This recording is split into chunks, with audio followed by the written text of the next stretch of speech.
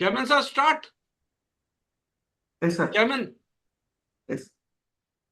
I, C.I. Karthik, Chairman of Sivagasi branch. On behalf of Sivagasi branch, SARC, ICI, and on behalf of Professional Skill Enrichment Committee, I welcome you all for this live webcast on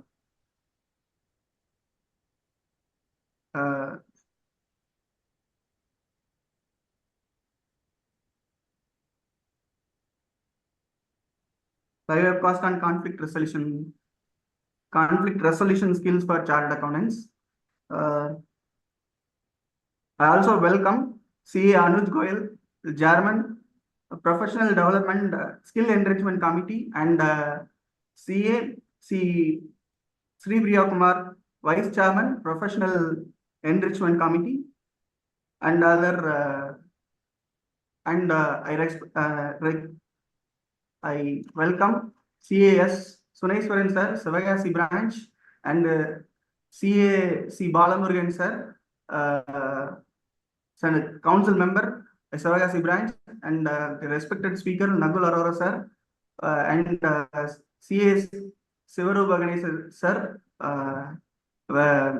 committee member, and all other members. I welcome you all for this wonderful live webcast for this today. Welcome you all. I request CA Dr. Anuj Goyal sir for his address. Sir, first introduce, sir.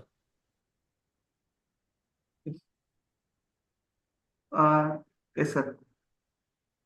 CA Dr. Anuj Goyal sir is a Central Council member 2020-25 of Institute of Chartered Accountants of India, qualified FCA, FCS, and FCMA.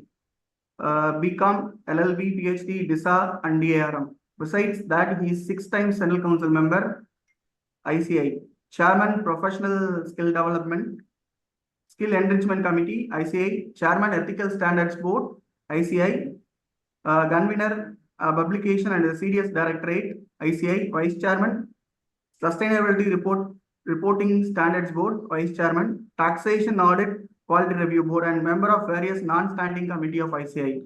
He is a dynamic Central Council member who is always with the prime objective to serve the member of ICI at large. He had earlier served as a chairman, CARC of ICI, as chairman, and in other positions of CARC of ICI. With this brief introduction, I welcome you, sir, and the floor is yours.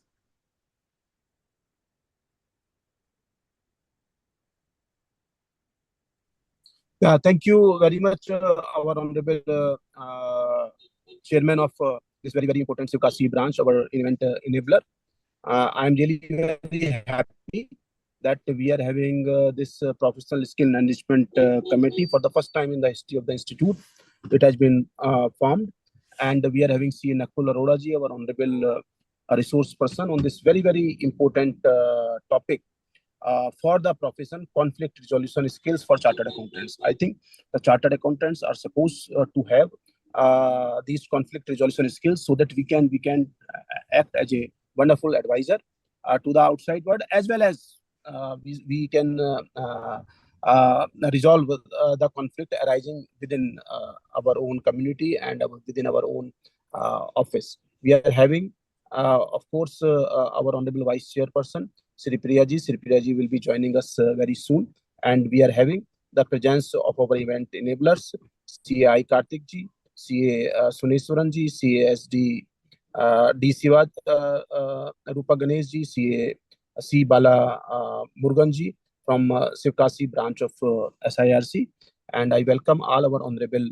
respected members who have joined us in very, very large numbers. I think more than 2,000 chartered accountants are with us from each and every part of the country, as well as outside the country also. And we are having Dr. Samit Misra ji, our secretary of this very, very important professional skill enrichment committee. A very good morning to all of you. And we are trying our level best, friends, to see that how we can really do something very, very concrete for the best of the chartered accountants of the world. Members of ICI are undoubtedly the best accounting professionals, not only in our country, but across the world, and how we can try to further enrich the skills of the best of the chartered accountants. I think this is the challenge which has been given to us by the leadership, and we have accepted this challenge. Very difficult to enhance the skills of the best of the chartered accountants, but we know the limitation of our course curriculum. We are not having classroom education, and we are very well aware that like other professionals like IITians or MBAs from IIMs, we don't have the opportunity to have the full-time basis classroom education and a 24/7 residential system through which we can develop various interpersonal skills and other skills also.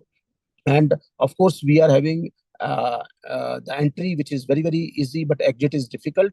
So more than 10 lakh students are with us. So it's very difficult to teach them in such a manner by the Institute of Chartered Accountants of India.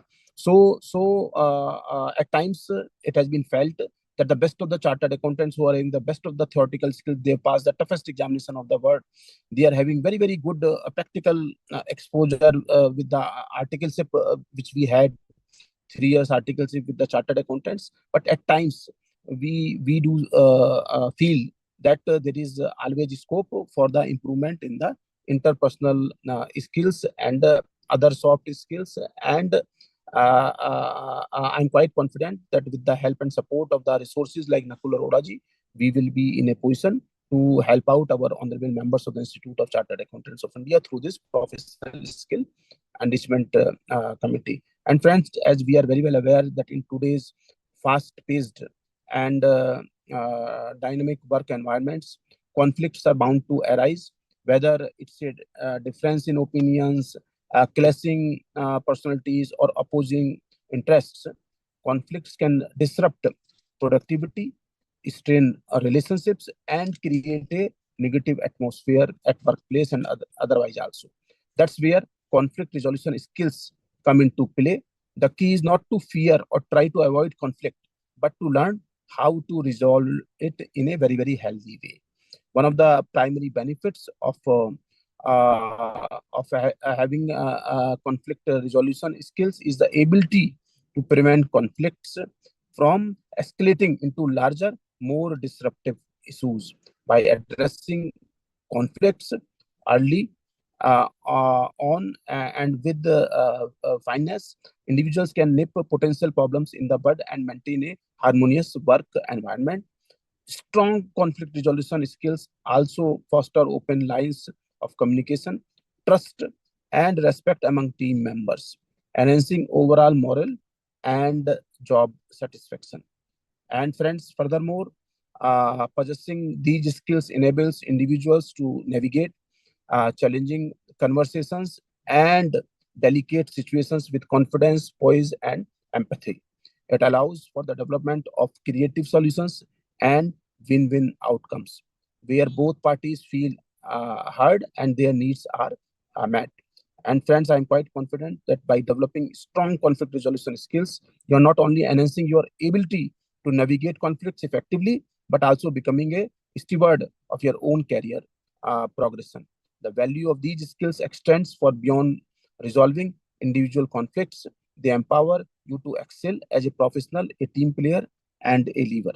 And I'm quite confident that all of us will certainly learn how to enhance conflict resolution skills, which we already possess in a great way. But of course, there is always scope for the further skill enrichment. And I'm quite confident that C. Nakul Arora ji, who is the Yuva Turk and is having wonderful skills, will be helping us out in further enriching our skill as far as the conflict resolution skills are concerned. So I once again welcome all our honorable members from each and every part of the country and outside country. Nakul Arora ji, our honorable guest speaker, and our event enablers, our leaders of the profession from Sivkasi branch, and of course Dr. Samit Misra ji, our honorable Secretary of this Professional Skill Enrichment Committee.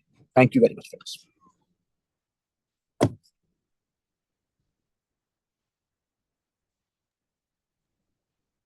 Good morning, all. Over to MOC. Good morning, all. The objective of today's program is to already, as our Central Council member C. Anuj Goyal sir said, it's to how to resolve the conflicts in our profession. It's a very interesting topic, and the conflict resolution skill program aims to empower the participants with a comprehensive understanding of conflict dynamics and provide them with the practical strategies to navigate and resolve conflicts constructively. Through interactive workshops, role-playing exercise, and case studies, the participants will learn effective communication techniques, active listening skills, and negotiation strategies and methods of managing emotions during the conflicts. By the end of the program, the participants will be equipped with the confidence and the competence to address conflicts proactively, fostering healthier relationships and creating a more harmonious environment both personally and professionally. Thank you.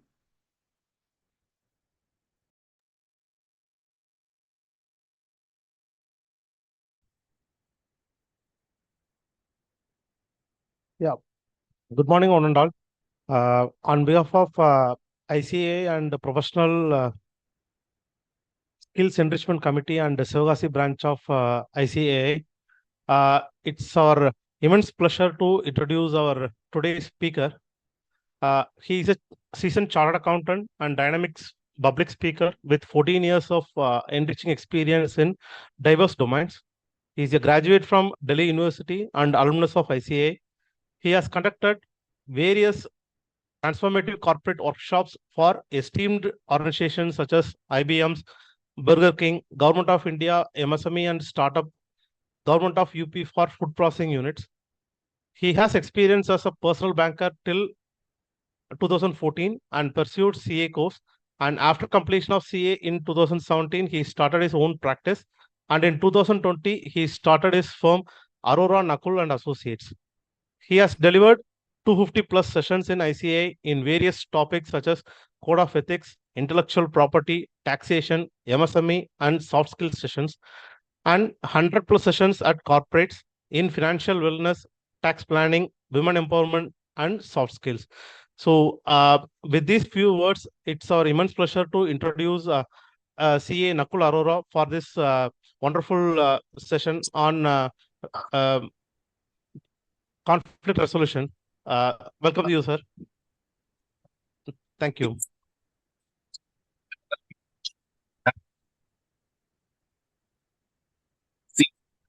Sir, your voice is not audible. Your voice is breaking, sir. Excuse me. No, sir, not yet.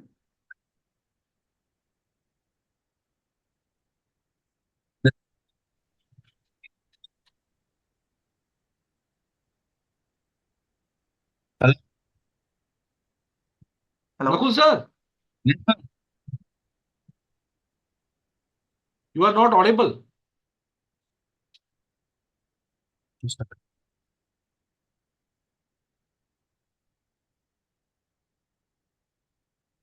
Here, Nakul Arora is right now, that one is our today's speaker.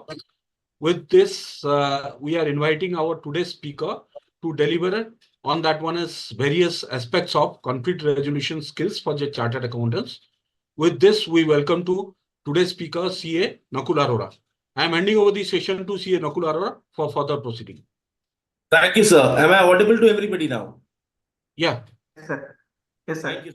Thank you. Thank you. Thank you. So firstly, I would like to thank CSE Balamurganji for a warm introduction. I would like to begin with thanking CA Dr. Anuj Goyalji, a very dynamic Central Council member of ICAI, with all the good things said about him in the introduction. I completely applaud you for taking professional skills as a new challenge within ICAI. And I am thankful to the secretary of the committee, Dr. Sambit Kumar Mishra ji, for enabling such an event. And of course, the Sivagasi branch led by CA Karthik ji and Secretary CA Suneshwaran ji, and of course, Shivarupa Ganesh ji, the Sikasa chairman. Now, I would quickly like to dive into the topic, which is what we are here together for. Now, we've already heard about the importance of conflict resolution skills. Of course, the chairman of the committee already introduced us to the importance, but now let us dive in to hear more about precise importance of conflict resolution. Conflicts is not something which is a textbook concept, because we are in a profession where we have to share opinion. If not sharing our opinion is an option, at least somebody is sharing opinion on our work. So either we are auditing or we are being audited by somebody. Now, differences are inevitable in a local group having members with different experiences, attitudes, expectations. However, some conflicts support organizational goals. So first thing that I would like to start this session by is opening up your brain towards seeing conflict as both not just a negative emotion of infighting, but we have to see conflict as an enabler of organizational goals, because that is how new ideas take place. So I was reading a small article about Elon Musk recently, and his style of management, sorry, it was not Elon Musk, it was Jeff Bezos I was reading from, and his style of management completely inspired me. So what he does is, he is the last person to speak in his own meetings. Now, why does he do that? So he says once a senior person has given his or her opinion, it is difficult for a junior to come out and give his opinion. It is difficult because he is scared of the conflict. Now, conflict is not bad. I might be making a totally relevant point, but there could be chances of improvement. So somebody has to contradict my point, and that is when a conflict arises. So the ultimate goal is reaching the spot. The organizational goal is to grow. And if by this conflict, we're able to come out with a resolution of more growth, it is nothing better than that. And during this session, you will understand how you can get through to better results than what any of the party on the table was thinking. So that is a possibility. We'll try and learn about that. So indeed, too little conflict may lead to apathy, lack of creativity, indecision, missed out deadlines. Clash of ideas about tasks also helps choosing better tasks and projects. These are functional conflicts. So you have to understand what type of conflict are we dealing with. Why we are going to get through the topic slow and steady. So the most difficult conflicts are those which arise through value differences. And we'll understand that as well. The most important thing is to understand the real cause of the differences, yet every resolution of the conflict can also feel like a new conflict. It is therefore useful to see conflicts as a series of expressions of existing differences within a group and having some links to each other. Of course, all these conflicts will have a link to each other. How effectively a group deals with a conflict is what largely affects the level of efficiency of an organization. So we are going to start with the first part of the session, the definition of conflict. All of you, because we are not in an interactive session, we have already tried to understand, this is a topic which requires a little bit of role playing, but I would require you to at least read along the lines. When I am reading this on the screen, please try and read with me. You will definitely grow better with your conflict resolution, but I want to promise that you will read with me. So according to the Oxford's Learner Dictionary, conflict is a noun that means a situation where people, groups, or countries are involved. So conflict is not just as simple as you and me, or maybe just say Karthik ji and I are have argued about something, but it can also be as large as between two different countries. And we can see there is a lot of conflict these days in the world. So they are involved in a serious argument or disagreement. It has to be a serious thing, not something which is irrelevant. It can also mean a violent situation. Wars also arise out of conflict. So it can also mean a violent situation or a period of fighting between two countries, I'm sorry. So the violences are a result of political conflicts. This is just an example. So please be aware of how a conflict arises. And for that matter, we are going to address three types of conflicts today. The types of conflicts are endless because, it can happen between different people, different times. But we are trying to boil the definition down and we are making it a three-part, which we have to address. Now, let us understand these three parts. First conflict is intrapersonal, then it is interpersonal, and then it is organizational. So the most important conflict that I will address, which is beyond the expectations of normal participants, that I am trying to address the intrapersonal, the conflicts that happen inside you. They're also important to address. Now, how can a conflict arise inside me? It can.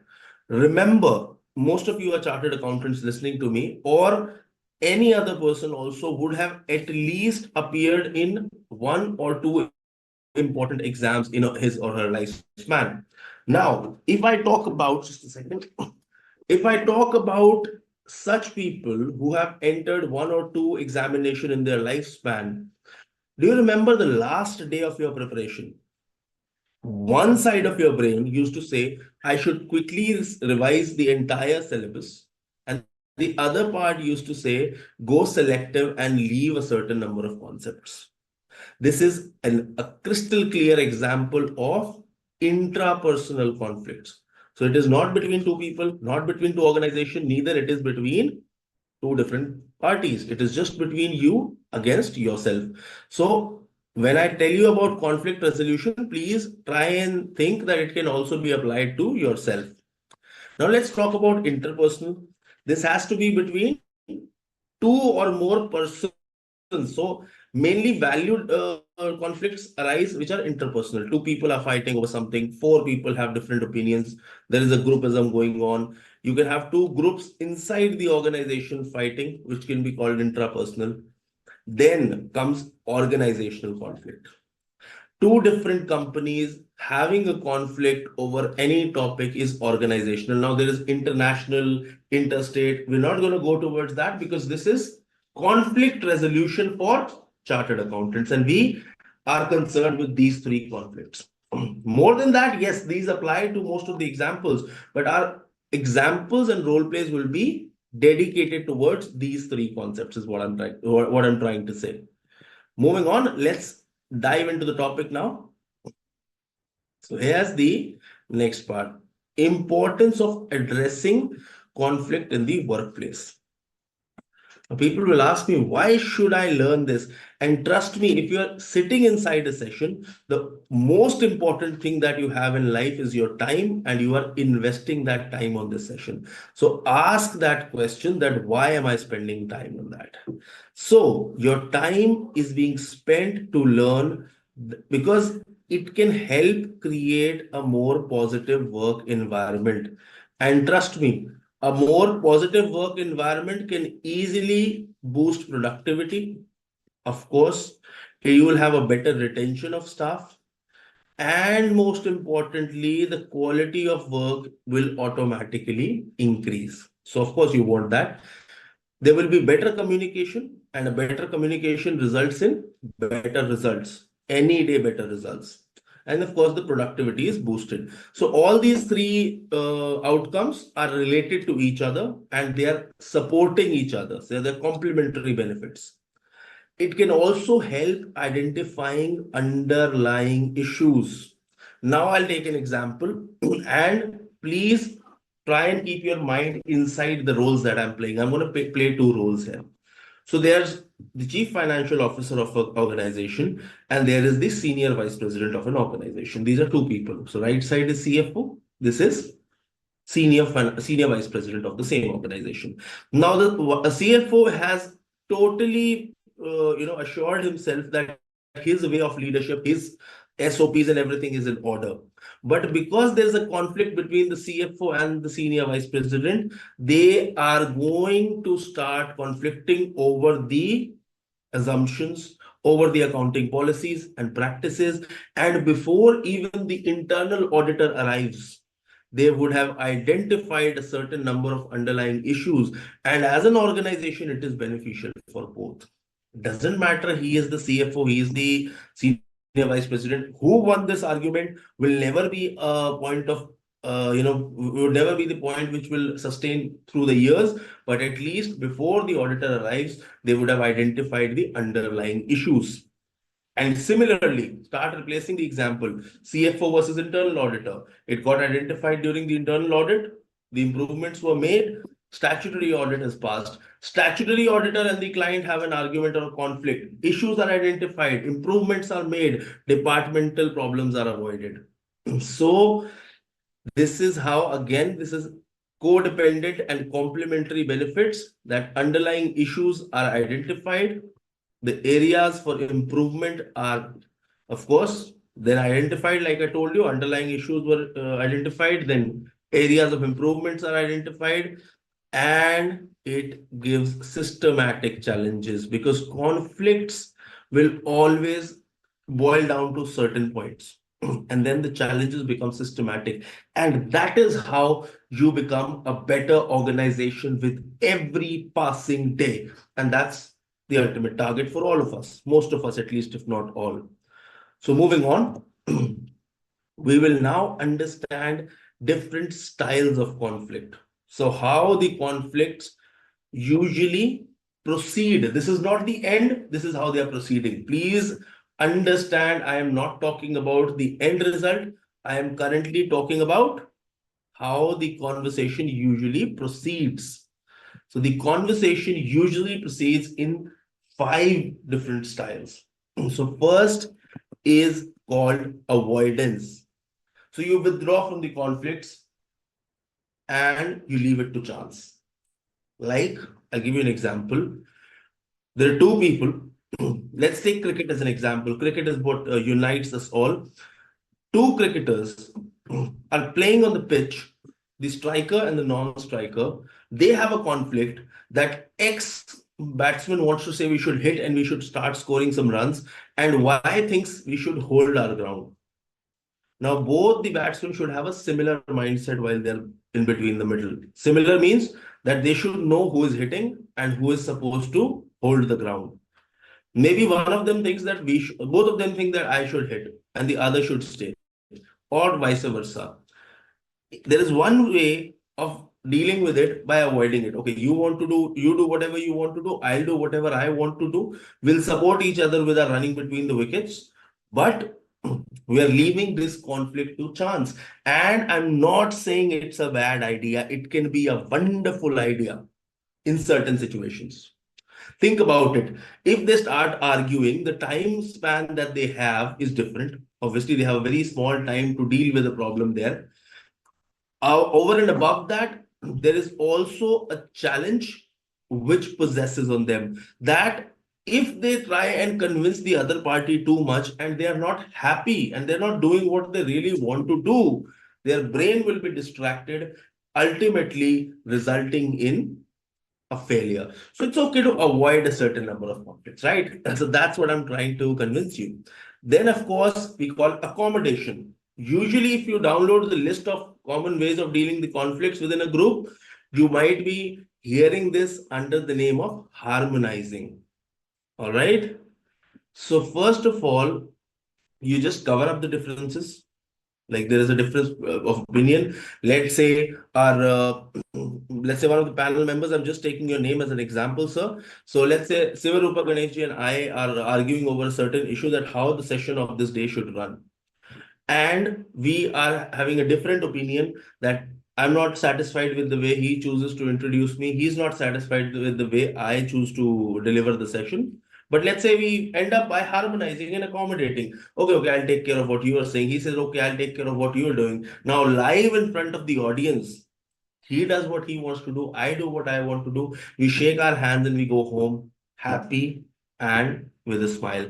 We're just accommodating, we're harmonizing, we're we're covering up the differences.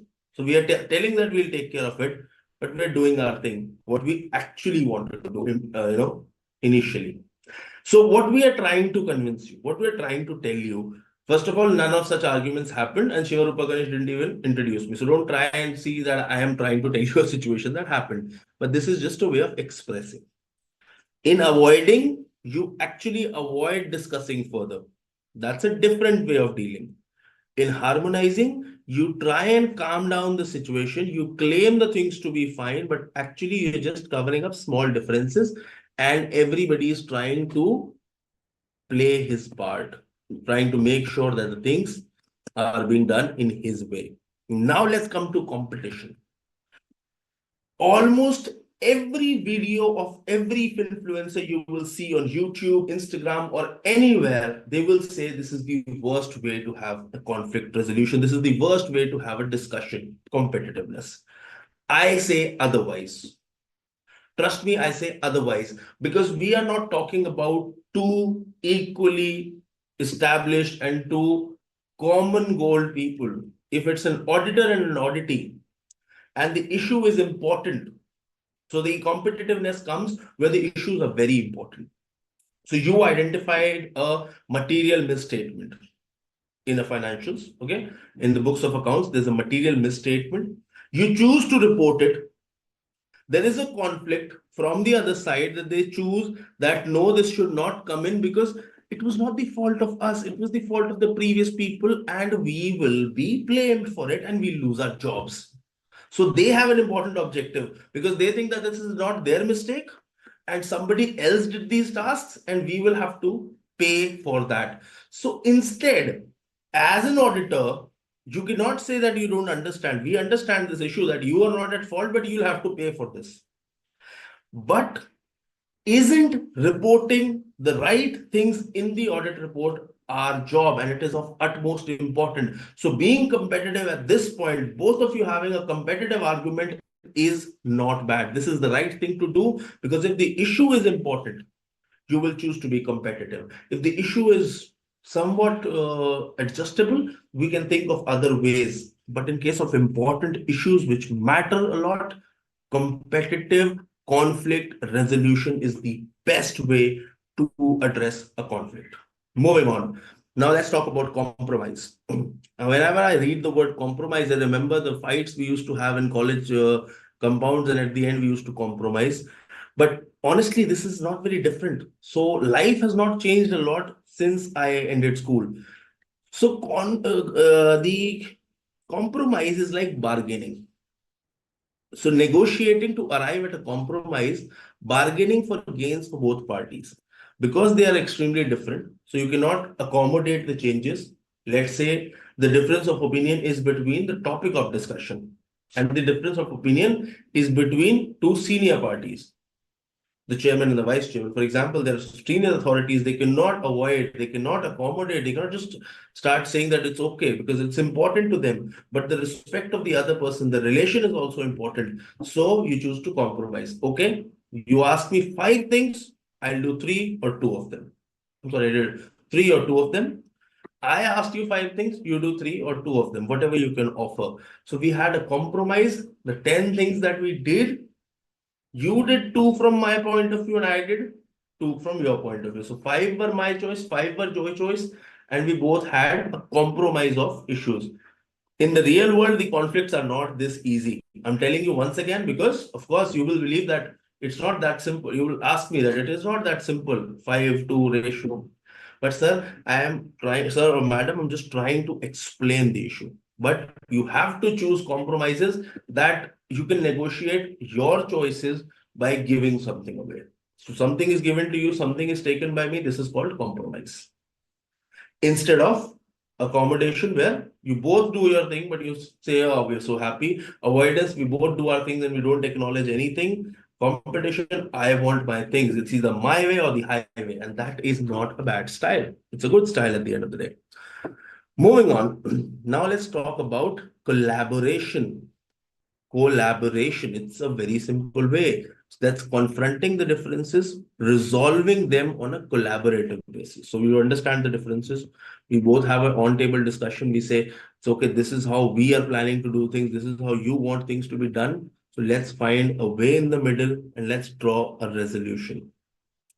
Now you remember in the first slide I told you, sometimes you grow beyond what you both were thinking. This is how that happens, because when both of you sit on a table, You might be thinking 4, that person might be thinking 5, but when they came together, they were able to achieve 6. And this happens in practical situations.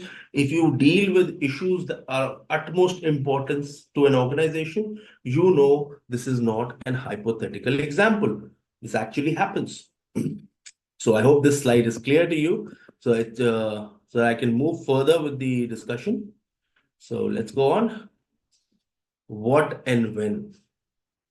So the next question is what to do and when to do it. I would need you to have your pens and papers ready for this part, or at least make a small note in your phone notepad, whatever you can do best. Please do not avoid it.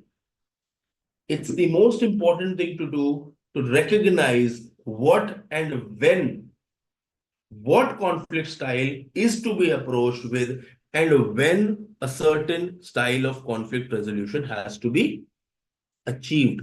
So the relationship versus the outcome will decide your style of conflict resolution. So what is your relationship with the other party? And then what are you choosing to, how important is the resolution? So let's try and make a matrix. I'm just trying to write a matrix on a small piece of white sheet, and I'll try to share that with you. Just give me 1 minute.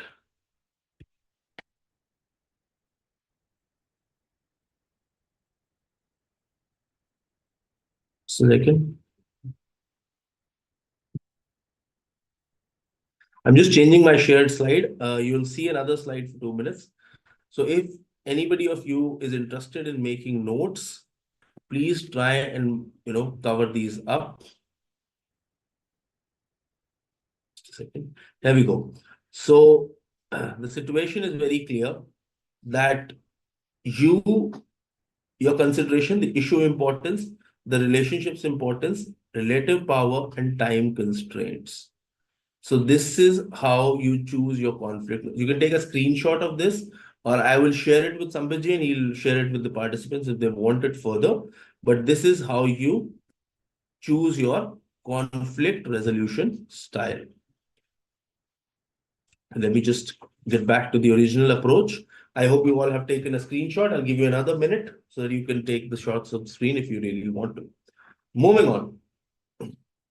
So this is what to do and when to actually do it. So once again, let's move further and understand conflict resolution in a little more perspective. So let's understand the factors contributing to conflict. Now, to resolve anything, it is important that you resolve the underlying issues. So some people choose to resolve the issues on the surface, and some people hit the root cause of that issue. Now, from you, my expectation is hit the root cause. Because if you have got the root in your hand, the visible issues are of least importance, right? So I would again give you a minute to first read it yourself, and then we can start discussing them once again.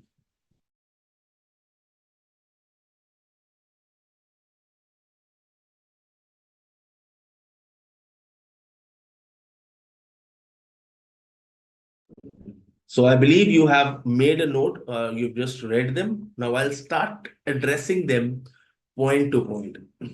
Now, first and the most important factor that leads to a conflict is a lack of communication. Two parties which do not communicate lead to the biggest conflicts. Think about it.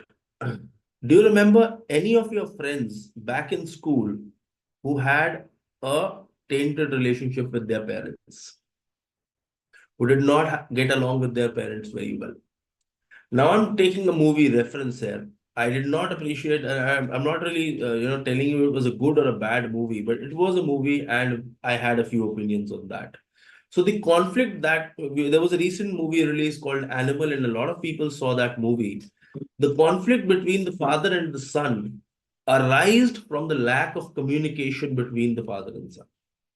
And it was not surprising to see that on the screen, because ultimately this is exactly how conflicts start.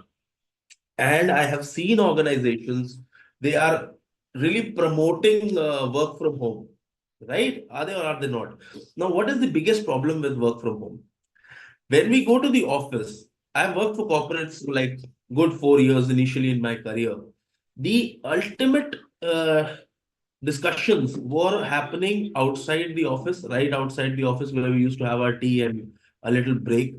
There was a lot of communication that happened during walking towards the cafeteria. We used to eat with anybody, like inter-department people used to have a good time there. And we were all like close friends. So it was not difficult for us to immediately get an issue addressed by giving a phone call. Like, look, this is the problem. Can you just address it?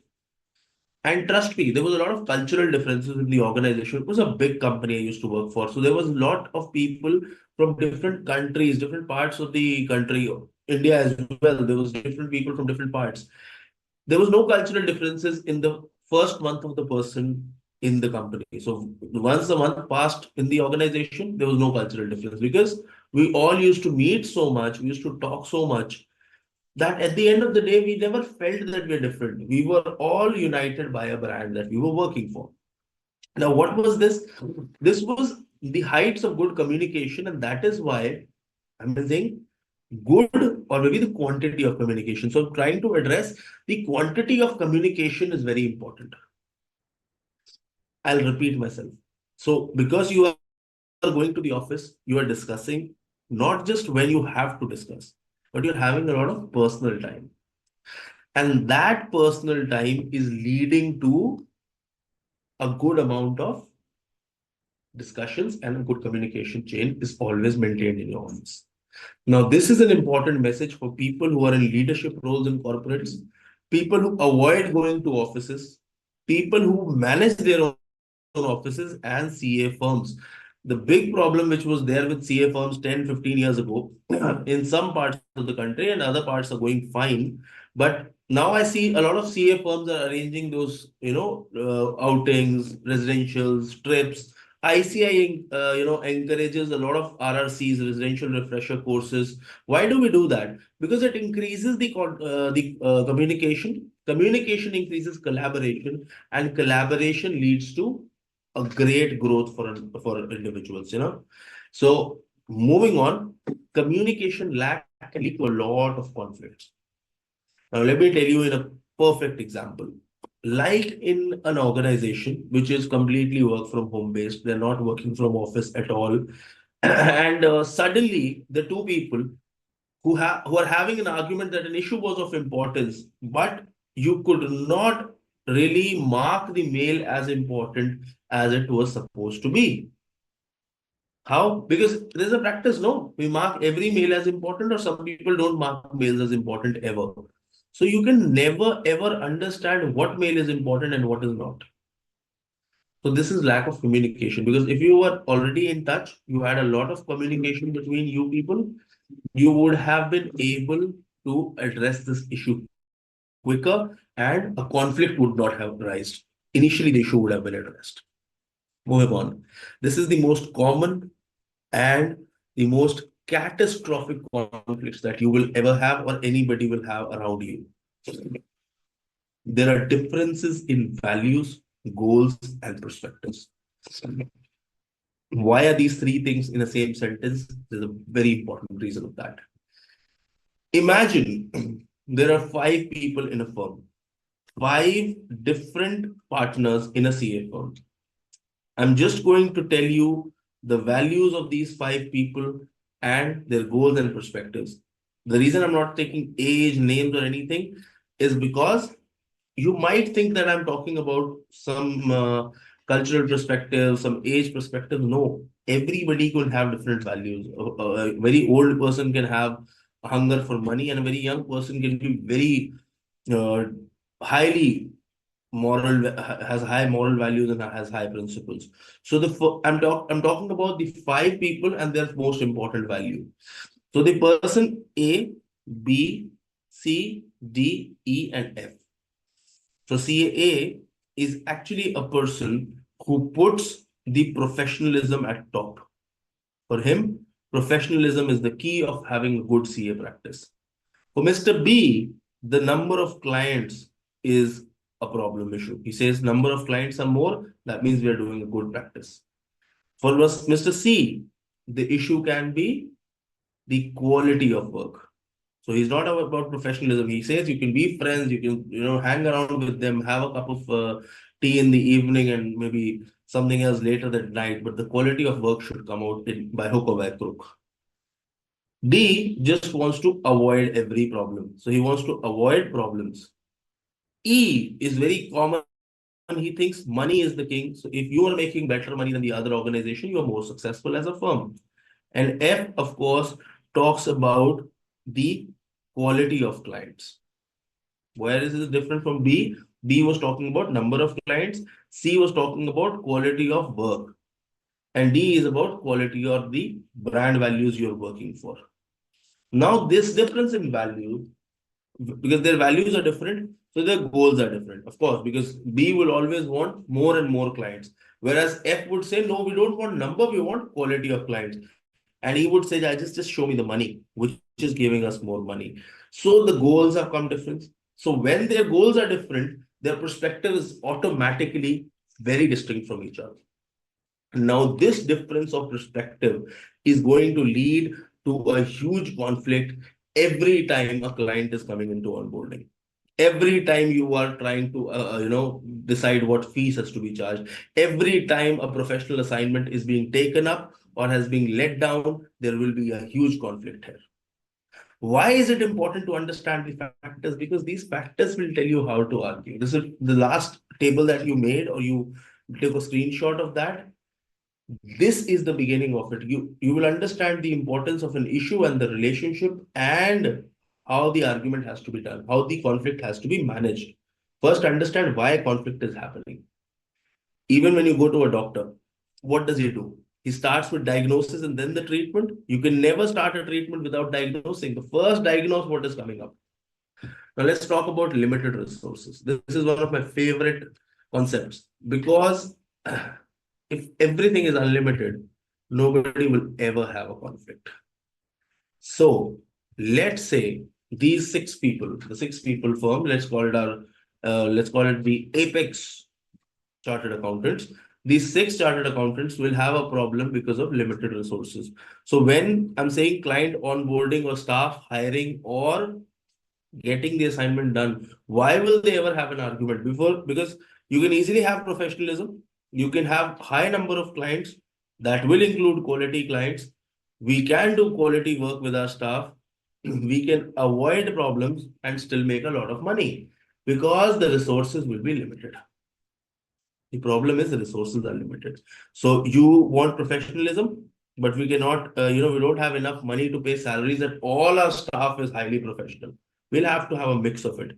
Number of clients, servicing every client will get a cost and our capabilities. That's a limited resource.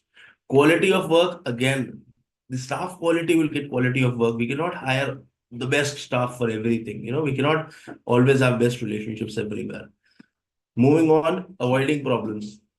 To avoid problems, we have to do quality work. Of course, we cannot do it because we have limited resources. Ultimately, we're having problems. Make as much money as you want to, but the number of clients and high-paying clients and our staff is limited. The resources are limited. And of course, this will lead to problem with quality clients because they are also limited. Now understand, where will I call a conflict because of difference in values and difference of limited resources? So onboarding issues will be there to take this client or to not take this client. Is a difference in values, goals, and perspectives. But when I'm having an argument about I need 5 staff members and the other person needs 3 staff members for his or her assignment, and we have a total staff line of 7 available staff is 7. This is a limited resource argument, and the only way you can, I think, win this argument is by compromising. You cannot avoid it. You cannot say, I'm taking 5 people, you do whatever you want to do, man. And the other person cannot say, I'm taking my share, you do whatever you want to do. No. You have to compromise, There's one staff issue. So what we'll do, it's a 10-day assignment. I'll take 5 for the first 5 days. You take 2 for the first 5 days, and the next half, I'll give you 2 extra staff. You get your works finished quickly. I'll get my work done better. So this is how you'll compromise when it is a limiting resources, because compromise is the only way. Maybe sometimes not, because if it is an issue which can lead to big problems for the organization, you would have to get competitive. Moving on, personality clashes. I love this one. Personality clashes. I told you, these people are different. They have different issues. The 6 people role play. Do not forget my example to understand factors of conflict. Our example is the Apex Chartered Accountants. The Apex firm of Chartered Accountants. We just created a hypothetical firm. Do remember this example, and you will never have a problem in identifying the factor of conflict. So how can a personality clash happen? So with these 6 people, let's give them a personality as well. E can be extremely humble, the money guy. Usually people think he's arrogant. I'm giving him a humble personality for this chance. B, who wants number of clients, can be a very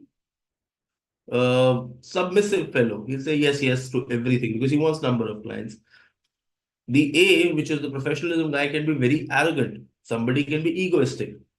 Now, when an egoistic person or an arrogant person will talk to the humble guy, they will definitely have an argument, because the humble guy will try to convince them of a certain behavior.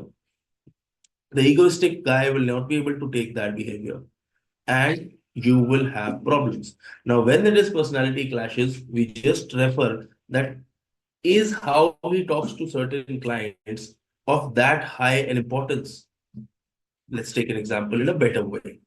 Sorry, there's so many actually issues. I just have to switch on and off. Thank you.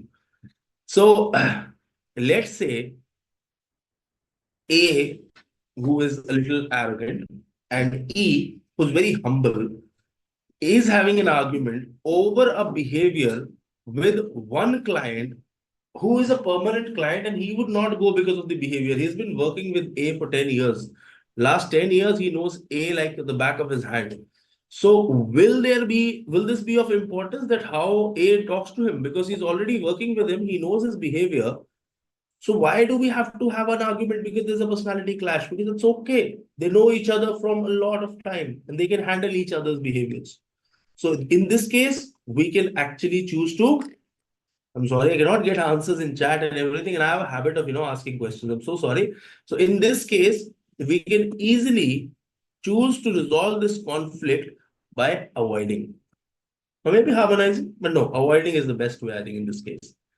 The ambiguity of a role. Sir, this is a big issue these days, especially in corporates where the role used to be so clear, like the crystals from a shop in South Asia. But the ambiguity of role. You hire the person for a certain job. You say, I'm hiring you as let's say, as a member of finance for financial reporting. Then suddenly you ask them that you'll be in FP&A department. And you're also taking care of BP&A. So in some organizations, the FP&A guy has lived some lighter time during the year. So he is automatically expected to deliver the differences. Let's say the SOP is there for everything in a company. There are 2 departments, FP&A and BP&A. And for the people who don't know it, FP&A is budgeting, which is future expenses, and BP&A is after the expenses have happened, it is the expense side of the balance sheet. So now let's understand this problem, because the FP&A guy and BP&A guy both know that they are responsible for future and he is responsible for past expenses. But none of them know who is responsible for the reconciliation or the variance analysis. I'll use the word again, variance analysis. Mostly it is understood that the FP&A person is responsible for analyzing variances and reporting and making sure that the next year's budget is more close to reality. But if there is an ambiguity in role, it hardly matters. I'm again saying it hardly matters that how clear we assume things to be. What matters is how clear things actually are. And now remember this next time. Please have the factors of conflict written with yourself. Have them practiced. None of these skills are useful until you are practicing them, until you are giving your due consideration to them. Moving on. let's understand the other important part of today's discussion. And you will definitely need to know this if you're actually planning to, make good out of this session. Effective communication in conflict resolution, the importance of communication in conflict resolution in work environment is completely unavoidable. It is extremely important. You cannot even say you want to think another time before you give the due importance to it. Sir, it is not a choice, it is a mandate. Your communication has to be effective. First and foremost, the importance of active listening. What is active listening actually? Trust me, people think active listening is I know what you said, I know how you said it, and I know how to fight back. No, active listening is not by by the intention of fighting back, by the intention of finding an error in it. You don't hear what they're saying, you don't memorize it, you listen. You try to listen what they are not saying, even that. You try to listen even what they're not saying. So you notice their body language, you notice what they're coming from. Like, for example, an article assistant comes to me and starts complaining about the, let's say, the clarity of working hours in our organization, which is not there in my organization. I'm proud of it, but let's say they have a problem with the clarity of their working hours. And they're not able to explain it. They say, I have a class and I have to class in the evening. I'm not able to manage my time. Do I need to just listen to what he said that he's not able to manage time because of classes? Or I need to address the issue with my management that you guys are not letting them have a managed time? Because if students have their classes in the early morning and in the evening, we have to adjust their working hours accordingly. So maybe 10 to 6 is not comfortable for them. Why don't we call them 9 to 5? Because articles are usually not client facing. Usually they're not facing clients very often. Even if they are, they can face the clients in a shorter window, and last 1 hour of the office day can go without them, and we all can handle issues with the paid staff and let them study and make sure they make good of it. Similar things can be done in corporates as well. The problem of conflicts is not just in private firms, it's not just between staff and everybody. How about talking about the client?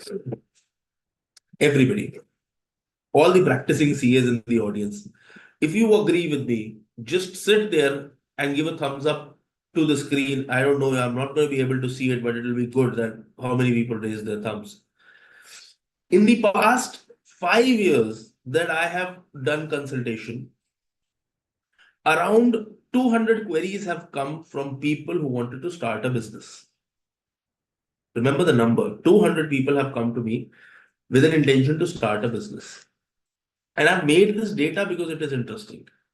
Around 163 people out of them said they want to incorporate a company. Remember the words, sir, I want to incorporate a company. They said it in another language, local language.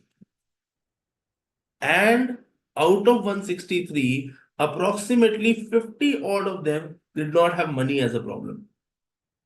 You understand? So if I would have said that, okay, pay me X amount, I'll make a company for you, they would not have even asked that why so much. So I could have easily got a company made for them. And the price that I would have earned is 6 times of what I actually made from them. Right? And then out of those 50, where money was not a problem, and for them who's if you say, what about those 93 or maybe around 113 people who had a problem with money? If you have a problem with money, you have a problem with me, because I know what things are going on. So 113 people, of course, discussion went any which ways is not important. But then those 50 people, out of those 50, only 15 to 17 people have actually incorporated companies. They did not incorporate companies. They got a proprietorship, partnership, HUFs in some cases. Yes, 2 of them had HUFs made for themselves. What was the problem? I was not only hearing what they are trying to say, I was listening to what they want to mean, what is between the lines, what they are not able to say. As a chartered accountant, my job is to understand what the client is trying to ask. They were not asking me to incorporate companies. They wanted to start a business and they knew no better. So they just said, I'll make a company, I'll make a business firm, everything for them, it's a company. Then you explain, sir, this is a company, this is a proprietorship, this is a partnership. And then they say, no, no, no, I want this one because this is what makes sense. This is all, this is what everything that I want. And in the company, I get 5 things which I don't need and I pay additional for that. And of course, it becomes technically difficult to get out of it. Exit is extremely difficult for them, right? Moving on. Then remember the verbal and non-verbal communication. Yes, people, this is again a problem. Verbal and non-verbal communication skills. If a client is scared, they've got a notice from investigation wing, and you thought that there has been a lot of times people come to me very scared and they obviously they shop around. We are like a market now, right? Unfortunately, they go to 5 different chartered accountants, they meet them for 10 minutes each, or maybe someone half an hour each, and they choose a CA. Maybe it is expensive, it's not the cheapest one, it may be the most expensive one. And they all told him the same thing. Verbally, the same thing was said. But what about non-verbal? Your body language says more than what your words say. We can never commit a client that a case will be resolved in his favor. I hope we all agree with that. But at least with our non-verbal posture, with the way we dress, with the way we conduct ourselves, we have to give the communication, we have to give the message that we are the right choice, we can deal with it. How about in a conflict? You start having an argument with me, and I stand like this. Yeah, go on, tell me. Okay. It's a non-verbal way that I'm not listening to you. Who the hell are you? There's one other way people stand these days. This way. This way, I'm trying to challenge you that I will listen to you, but I won't care and I will again push my opinion. This way is whatever you're saying makes no sense to me. I'm not even interested. I don't even respect your opinion enough. I sit like this. And because I come from North India, I come from UP, we have a different way of people conducting themselves in the upper states, in the upper suburban areas. They sit like this.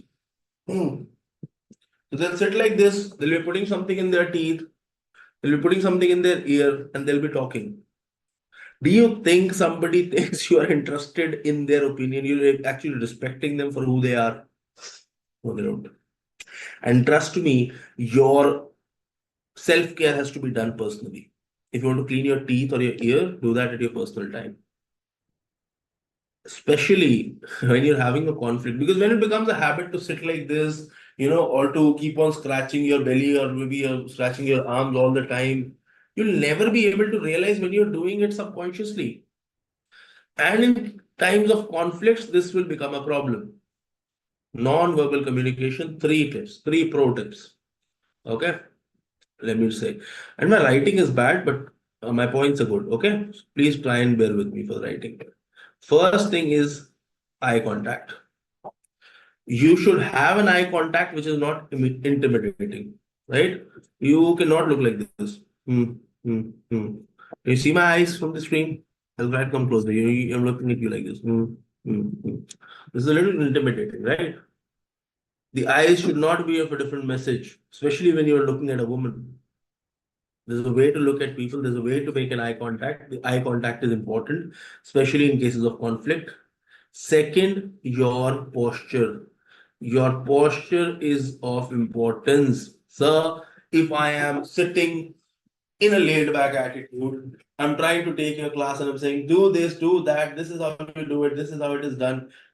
I'm trying to give you a vibe of laziness. Now change the example. Now take it in an example of conflict. I'm fighting with that. You do it this way. This is how it will be done. No, I'm already saying that you say something, nothing will matter, and I would not care. And I'm sitting like this, laid down to one side. Sir, this will never lead to good things. Posture has to be clear. You have to be in a professional posture and try to make sense with your words and try and sit in a neutral pose. Doing this or doing that, all is bad. You just sit normally, you just sit in the posture, you just sit in the posture you usually do. Your posture will matter. And the reason you see me from the side is because I'm trying to make postures and I'm a little side from the camera. So please understand, and the reason you're seeing me a little side is because I'm trying to make the postures which is required. Okay. Then after eyesight, after eye contact and pose, the most important non-verbal communication is what you are wearing. Is your dressing. How? I have a problem which which is maybe very personal to me, or maybe some of you relate to it. The uniform of the police in this country is of a color called khaki. And that dark brownish tone, whatever that color is, I'm sorry, the women and folks in the audience will feel that I'm using the wrong color name. Sorry, I don't see as many colors as you do, but that color is actually a little intimidating. That is a non-verbal communication of authority. That color has become a color of authority.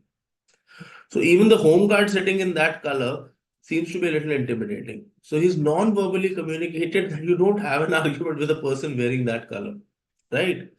But how are dresses otherwise helpful in conflict resolution? Let's try and make sense. So let's say we're wearing the most normal clothes we wear all the time. We're wearing natural colors because it's professional time we're talking. Why do I say your dress up is so important in the workplace that make it boring, that make it so boring, wear as boring clothes as possible at work? Because you want to be known at your work for only and only your work. Mostly, you don't want to get famous at the workplace for things besides your work. And I've seen this problem. How the problem happens is, if you are remembered at an organization, you would want to be remembered for one of the skills that you have. Like if you meet me after 10 years, because I left my corporate job 10 years ago, when they meet me, they talk about my Excel resolution, the MS Excel I used to operate then. Some people talk about speaking skills. Some people who were with me at while I was in my articleship, they talk about my client handling. But there are people who are talk like, oh, the guy who used to have this luxurious car, the guy who used to, wear this kind of clothes, who used to have this kind of spectacles, had long hair, whatever.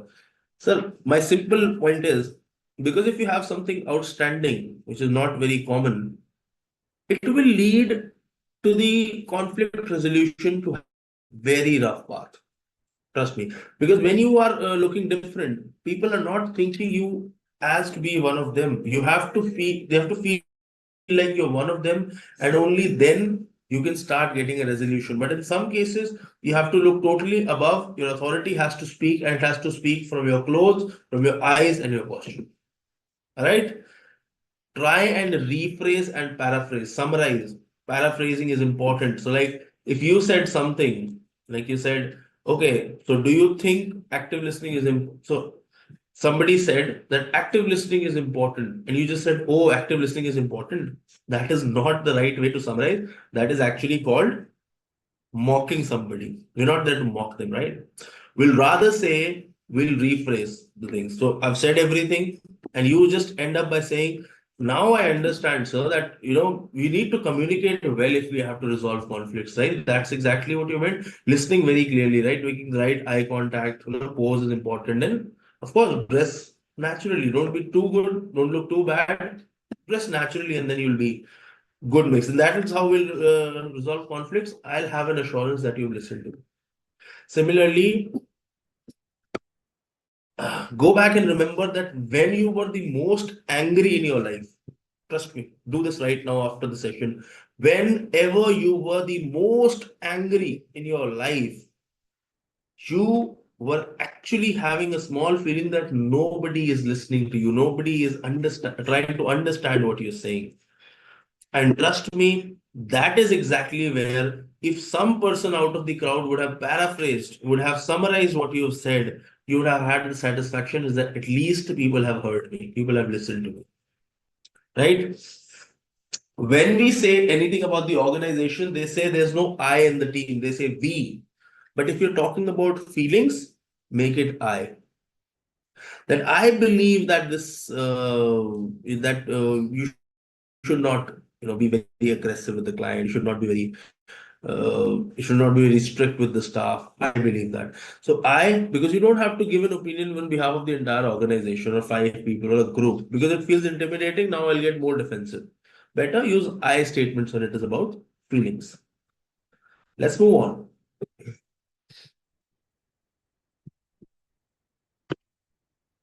So let's talk about strategies for conflict resolution. Now, we've already talked about that what approaches can be done, but we have to talk about what strategies can be made for conflict resolution. I would give you a minute to think about a few, all right? And once you've thought, we can start discussing.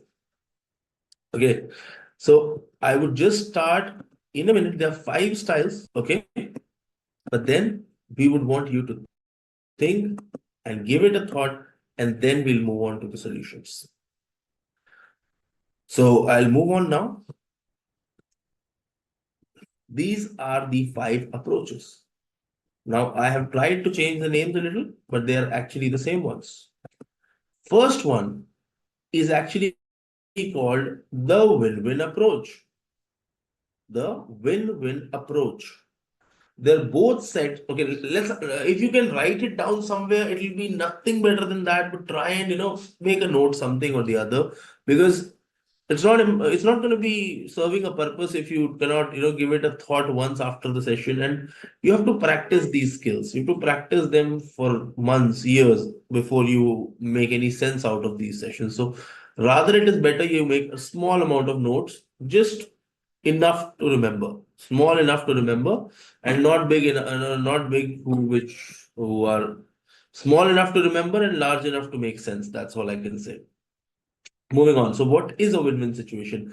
The both sets of concerns are important, and both have to be comprised when the objective is to learn, when the objective of both the parties is to learn.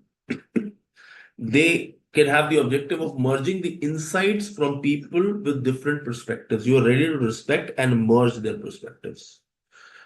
The objective is to gain commitment, right? By incorporating concerns into a census. And of course, they want to work through feelings that have interfered with the relationship. So they want to address them, and they want to work through, and they want to get through the right side. Here, both the parties will be winning. It seems to be very complicated, but it is one of the most simple approaches. We've already talked about this. When you're in a compromising state or you're in a avoiding state, you win when you try to understand both, you respect both the opinions, and you move on. Then, of course, mostly in competitive cases, this will happen. But remember, this is what I'm saying is commonly which is going to happen there. It can happen in any conflict management styles. The outcome is going to be governed by these 5. Then, of course, we can have the focus on interest, not positions. So look, the interest of the organization is important. The interest of the individuals or the group or the country is important. So when we don't think that if this idea came from the top management, it came from the junior management, or wherever it came from, we allow a better idea to be heard, which shows reasonableness. Whichever idea seems reasonable, we allow that idea to prosper and to prevail. When issues are more important to others than yourself, you of course should be choosing this. When you understand that somebody else has a very important issue, you focus on the interest and you let your opinion go and you let them prevail. This is very important because it will build your social credit for later on. They'll owe you one, right? You can of course cash that back. And the people who understand the value of owing one and cashing it later, trust me, that's one sort of superpower which is very less talked about. It's actually like a superpower, trust me. Moving on. You know, okay, let's say there was an argument. You were definitely on the losing side. You're about to lose. It's better to accommodate and accept it before you lose badly. So it minimizes the impact of the loss. You lose the argument anyway, because you realize that you have lost it and the other person is outmatching you, he is outshining you in the argument. You better choose to be a little silent. You just accommodate their answers and you start talking their tone in the end of the argument, near the end of the argument. So yeah, you can do it to minimize the impact. Is about the relationship. So when the harmony and stability are important, for example, in an organization where employees are asking you for a vacation or holidays for a certain festival, but you know that the organization needs something else. However, the attrition rate cannot be dealt with. You cannot deal with employees leaving and coming because training cost is there. So you choose to accommodate instead of what is right and wrong. Sometimes what interest you're trying to serve is important. Of course, it allows the subordinates to develop by learning from mistakes. And of course, because you're letting their ideas prevail, if you're senior, you learn from, you might be making the right choice. If a subordinate is even making a mistake, they will learn by actually making that mistake, right? That is the second approach, which is called focus on interest and not on positions. Moving on. Now, this sounds to be a very fancy English word, brainstorming. Actually, brainstorming is like coming out with a whole new proposition, like coming out with a totally new solution. Like I thought that we can, there's a client which we have, example, which is just a hypothetical example. We have a client which we are accounting for. We do accounting, taxation, and certain other aspects for him or her. There is a need in that client place for assurance services. So one of them thinks no, and the other one thinks there should be a way to get that done. But there comes the third one who says that the organization can choose the auditor from outside, but we can assist the auditor and we can charge a fee of audit assistance. Because we brainstormed, we got a better solution. That's exactly how we're trying to resolve the problem. And another way, there's an argument between two individuals as internal auditors. And I'm not saying they're internal auditors, they are fighting to be hired as internal auditors, and you are in the organization, you work in the organization. You two people had an argument that A wants firm A wants firm X, and B wants firm Y. But there comes a discussion, they brainstorm and they realize, why don't we choose C, who has been getting the audit done from the few years in past, and the person from inside the organization can conduct the internal audit for us. So that is one other way of dealing and leading with approaches. So the game is of approaches. How many approaches can you, make sense with? Okay. The next part is the most common one. And I think this is the best way to resolve. Just give me 1 second.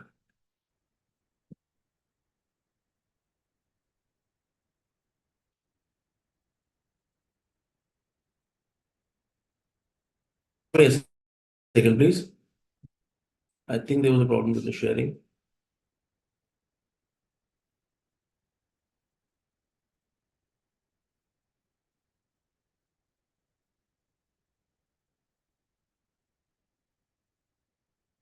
All right. The most important part is using objective as a method of as a criteria for decision making. So whatever objectives you have ultimately are the criteria for your decision making. Instead of the thoughts that you have, the values that you have, or what you think is right and wrong. Instead of that, you think, what objectives do we have of this argument? What objectives do we have of this discussion? And that becomes the most important part of the organization's decision-making process. All right, moving on. We'll try to clarify this part in a little detail Okay, just give me 1 second.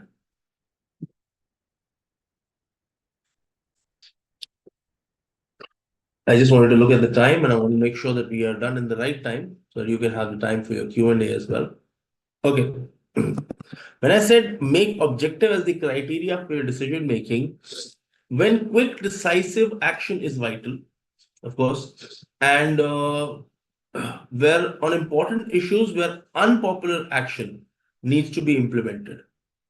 So when the action that you're about to take is not very popular, means people will not like it, what you're about to do, but it is important to take that action on issues vital to the organization and when you know you are right. This is the worst part, which I think you have to know that you're right. You should be confident about what you are saying. And nothing inside the entire soft skills is more important than your self-belief. If you believe if you're right, fight with the entire world, and maybe your prevalence will actually be cherished for coming generations. So, and it's important, always and always important to understand whom you are competing with or whom you are discussing with. If you are discussing with people who are going to take advantage of your non-competitive behavior, I think this is the best approach you can take for a conflict resolution. Let's move on. Mediation facilities when necessary. What is mediation facilities? Sir, arbitrary judgments, arbitrary facilities. When are mediation facilities very common? I'm not sure about everybody, but we come from a small village. I come from a small village. There is a concept called panchayat there. A group of people, group of elderly people who are elected. There's a proper election for that. In case there is a huge conflict in the organization, they call the panchayat, one of the person, or maybe all 5 of them or more people, members of the panchayat. They sit and resolve problems for you. They listen to both the parties and try and offer a solution from in between without the interference of court, police, etc.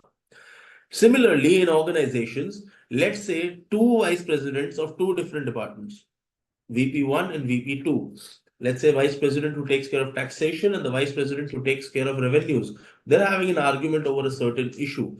They're not able to resolve it by themselves. Remember, once again, they are not able to resolve that problem by themselves. What can they do? They can choose to go for mediation facilities. They can seek help, seek external help.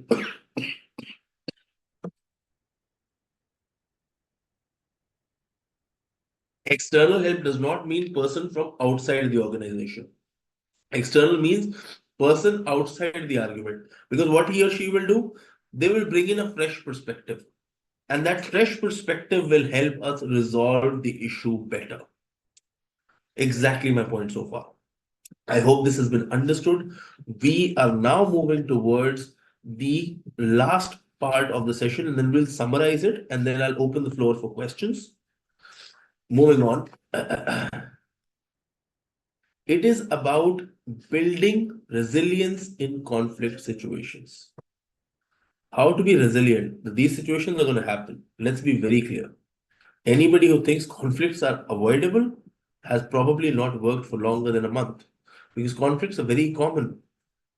How to make the organization minimize threat of a conflict? Now, conflict, I told you, it can be elevating, it can be destructive, but what to do that the destructive parts, the threats of conflicts are minimized. I'm not saying conflicts will not happen. Conflicts will happen. Differences of opinions will always be there. But what can be minimized? The threat of a conflict. The bad parts, the bad effects of a conflict can always be addressed and avoided, of course. Firstly, understanding emotions. Now you see there's a kind of a up and down in between the line that I've drawn. What is this up and down? This is actually how emotions happen for different people. Somebody can have emotions quickly, emotional outbreak very quickly. They start crying at very normal occasions. They start getting angry soon, but usually they don't have a long lasting emotion. Some people are a little cold hearted. They don't show emotions easily, but when they do, they mean business. Trust me. When a person who usually does not show emotions finally does, that person is dead serious. So I'm trying to say, understand different people's emotions. And that is what I started my discussion with. That before this work from home was so common, before people used to try and avoid going to offices and work entirely from their home comfort, even if you have to work until 10 p.m. or maybe 2 a.m. in the night, you had to work from office. There were a lot better relations and you understood each other way better at that time. But even if you cannot, try and have informal discussions, meetings, so that you understand others' emotions. And of course, the stress management. I don't know why it has lost its importance, but the work we do, the professionals, because the session is focused on chartered accountants. Some students might be hearing me, some other financial people might be hearing. Stress management is extremely important because in case of conflict, I told you, it is not as simple as I am a person who always wins the argument. I am a person who's submissive. I agree with everybody. No, you have to analyze the situation and take an action. You don't want to do it in your personal life, it's okay. But how can you accept a single way of resolution all the time when you think you're a professional? In your workplace, you have to do what is right for the business. You have to do what is right for your job, right for your work. So you have to be analytical even while arguing. It might seem difficult, ludicrous, but no, it is important.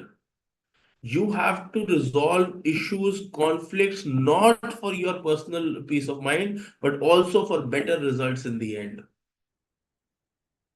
All right. So if your workplace where you work as a boss or as a junior employee, if it is a stream room, like you are completely frustrated all the time, people don't have personal time, they're not able to meet their families, they're missing deliveries of their children. Trust me, there'll be no real connection, and this team will be a lost battle. Even if you're working for a corporate, even if you're working individually, this is a lost battle, useless, totally. There's no point in actually thinking that this team can handle emergency situations. All right.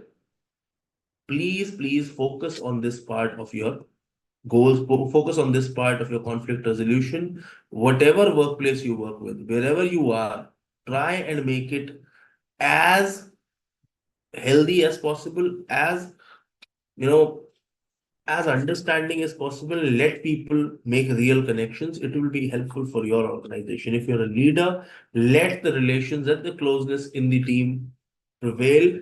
People are scared that if the juniors are always close and if they make good connections, then they would not respect my authority. They will not let me come. I will not be able to command my authority. Listen to me. If you are not doing anything wrong, if you're not trying to manipulate them, if you're not trying to unfairly take their advantage, you do not need that kind of an authority. It's okay. You just need them to do the right thing, and right connections will help you do the right thing. What if we are using one or two battles? It's okay. At least the war will be won on the larger scale. No, that's what's important. Now, the other part is developing emotional intelligence. We've taken detailed workshops on emotional intelligence, and of course, interpersonal skills include emotional intelligence. I can take a small detour towards the emotional intelligence, and I'll just brief about them. Emotional intelligence is understanding your emotions, firstly, understanding different people as much as possible. You not totally understand anybody, but understand as much as possible so that you are able to react accordingly. You do not have sudden reactions. You're not suddenly getting stressed, suddenly getting low. You're not very emotionally unstable. Having a stable outlook. If you want to take one name, and that can be the epitome, the ultimate name in case of emotional intelligence is Mahendra Singh Dhoni, the Indian captain who got us the World Cup in 2011, 2007, and then the Champions Trophy, maybe in 2016, I think. What is there which is not there in any other person that we see around in this, in this sports world? He is extremely calm, composed, and he does not lack emotions. When we lost, he does tear up. His eyes are moist at times. He is happy. He does dance. He does take his t-shirt off at times. But what is uncommon? He's emotionally intelligent. He's not unstable. He's so stable that in the highest moments, he reacts smartly. That is why he has the best review system. I'm sorry for people who don't watch cricket. I think most of us do. And we understand the DRS reviews can be seen as the best use he has made of the emotional intelligence. He's so calm, composed, and so aware and so much in the present that he can take the conflict in the right way. He has had the least arguments with the umpires. He used to take a review. If no reviews, he knew that's okay, it's gone, it's gone. He never used to argue, fight with opposition usually, but he used to take actions against them. Similarly, the smartest leaders take emotionally intelligent actions. If you don't like an employee, try and make him right, or you fire them smartly, not by arguing with them, not by fighting with them. Just write a letter and say, thank you for your services, move on. This is the step that can be taken by an emotionally intelligent person. A weak person cannot take this step, trust me. Now, of course, after emotional intelligence, we can come to maintaining professionalism, composure, and in this way, how professionalism is maintained, maintain the unity of command and follow then the flow of hierarchy. The arguments which you will never be able to settle. I'll give you 5 arguments which you can never settle, no matter what. The argument which has taken an ego clash into account. If there's an ego clash, nobody is listening to you. If it is a behavior issue, trust me, once a behavior issue comes in, you cannot expect any good results out of that conflict. Third, wherever the person is stubborn. If one person out of the 2 is stubborn, the resolutions usually never come out. Third, careless people don't argue well. And the most important, and the one which I'm trying to address, where you have surpassed and made it personal. Sir, I don't know how many of you know such situations or such situations have happened with you in your life, or at least on internet we see that a lot of people have a lot of comments, especially politicians. Elections are going on these days. In elections, we say that they should not hit somebody personally. Don't talk about people's families and the lives that they have. And usually they are respectful. People who keep their families out of the political gambit, they are always seen that they don't have the mentions of their families very often, these days at least. Because this is called professionalism. And how is hierarchy skipping or not following the hierarchy, making it personal? So look, it's very simple. Let's say A, B, C, D, E. All are employees. Let's say this is a new example. A is the CEO, B is the COO, CFO, Vice President, President, Senior Vice President, and then, of course, Vice President and AVP and the manager, junior manager, whatever you want the hierarchy to be. The hierarchy has to be followed directly. Like A has to report to B, so please do it. B has to report to C, do it. C to D, do it. D to E, do it. E to F, do it this way. But if this person directly reaches here, and I'm telling you, it should be a non-complaint environment. If it's a complaint environment, it is okay. But if you are doing this, you're actually creating a problem for yourself, because you have made a personal issue with him, and with him or her.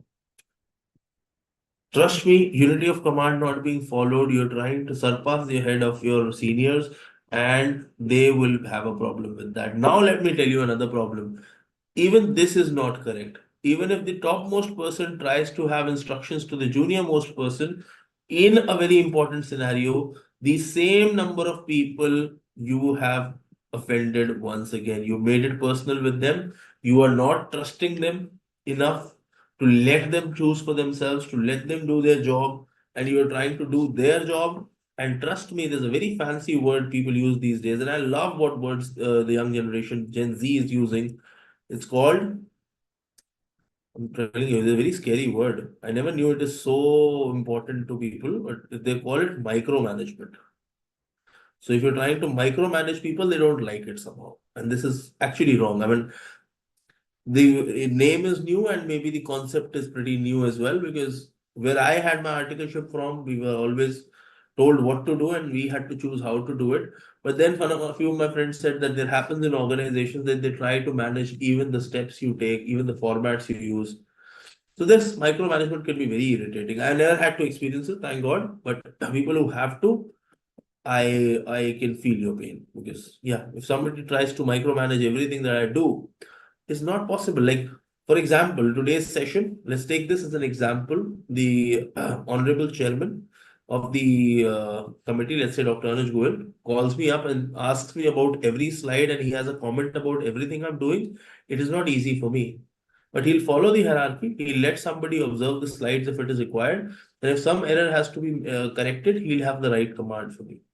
But what if he jumps the head every time? The people in between there might not feel the right, might not be in the right position, and then will arise a conflict which none of us will be able to resolve.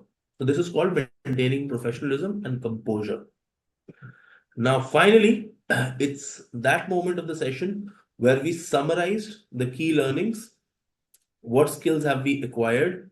And after that, the floor is about to open for your questions. Please have your questions ready and please start posting them in the Q&A session. I'm just summarizing and then we will move on to the questions. And your most important questions, I'm waiting for them, because until this moment, you all have been learning, and with your questions, I will start learning once again. So moving on. So the objective of the course was very clear, that it was to equip the chartered accountants with essential skills and strategies for effectively managing conflict in a professional setting. Please remember my words. It was for a professional setting. Don't try to resolve conflicts with your wife using these skills. She's gonna do something to you that I will not be responsible for. You are yourself responsible for if you apply this in personal situations.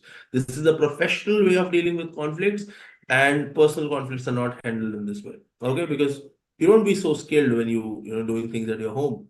Moving on, we have understood the importance of conflict skills, how crucial they are for work environment and productivity. I also want to mention once again that the chairman of the committee took this on himself and described the importance very well before I even started. Then let's talk about the skills that you have acquired. I hope you have that. You know what is the importance of active listening, empathy, collaborative problem solving techniques. Chartered accountants can effectively navigate conflicts and reach mutually beneficial resolutions.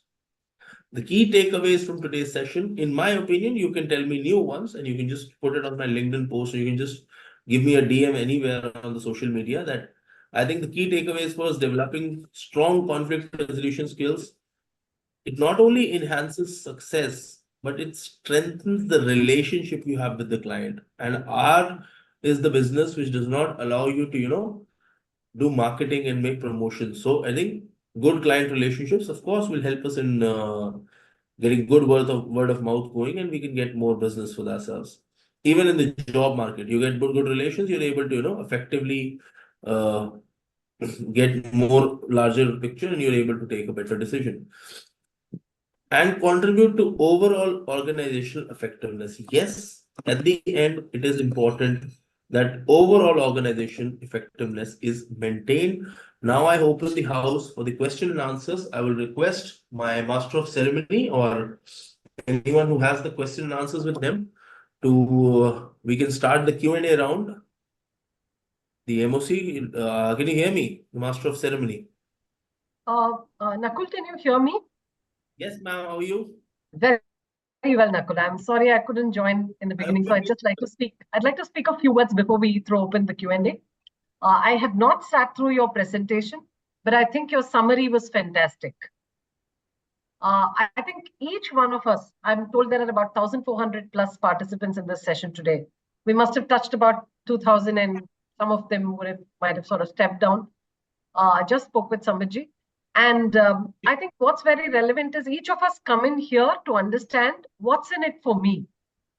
So, I mean, if I'm going through something for 1.5 hours, then obviously that's my question. And I think it was extremely well summarized. And just to add a little bit of my own perspective, I think conflicts are as, what do they say, as unanimous as taxes. So every day, I'm sure we begin with conflicts, we end with conflicts, regardless of whether they are personal, professional, or whether, it's inner conflicts. But here you took us, I'm sure, very well through this process of how to work around conflict resolution in an organizational perspective. Thank you so much, Nakul. And I must hasten to add that Nakul's not just doing this webinar for us, but Nakul's an integral part of the Professional Skills Enrichment Committee itself. This is the new committee that we've set up, and we've just about finished launching 8 modules of 3 hours each, which are going to be physical classes for chartered accountants on subjects such as emotional intelligence, critical thinking, design thinking, leadership, public speaking, communication skills, etc. And Nakul's actually actively contributed to the development of these themselves. So thank you so much, Nakul. And yeah, conflict resolution is pretty common everywhere. So I'm sure this session will help us to deal with our seniors, our peers, and our subordinates. So there are 2 English terms. One is called compromise, and the other is called synthesize. Especially for women, I think we live through this every day. Compromise is where a situation where one wins and one sort of doesn't win.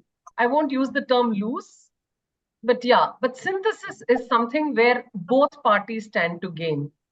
And I would ideally think that if we chartered accountants can develop our skills, coupled with that beautiful word called empathy.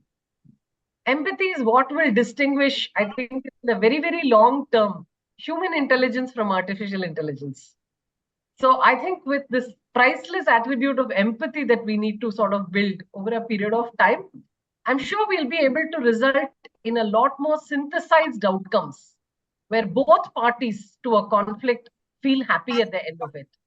So thank you once again very, very, very much, Nakul, for being part of this presentation here today, and immense gratitude to you. And of course, as always, thanks to the chairman for taking this wonderful initiative. When we proposed it to him, he said we must do it. And I think this is a month when we've actually done 5 webcasts. So, and all of them averaging at about 2,000 people, and that too on a working day. And, a small quip, it's a non-CPE, non-structured CPE program. So it's very, very nice that the fraternity understands the importance of these programs. Thanks are also in order to the Secretary of the Committee, Sambhaji. So thank you, and over to the questions now. Thank you, ma'am. It's a pleasure to hear the summary from you, and I think you just added the cherries on the cake. It's not just a cherry, it's a bunch of cherries to add on the cake. Thank you so much. Thanks. Yes, so the Q&A will be taken by, I think, the moderator of the session. Would also like to place on record my appreciation to the Sivakasi branch for participating as the event enablers today. I think we have Balamurugan, Saneshwaran, Karthik, Shivarupa Ganesh, and anyone else I may have missed. I'm not able to see the name on the screen. So thank you so much for being here, and you're being heard by 1,400 plus people across India today. It's very nice. And in fact, this whole idea came from the chairman. He said, let's tie up 1 branch each. Because what is the point in doing a skill enrichment program if we can't get the fraternity involved? And so thank you so much once again. Thank you, ma'am.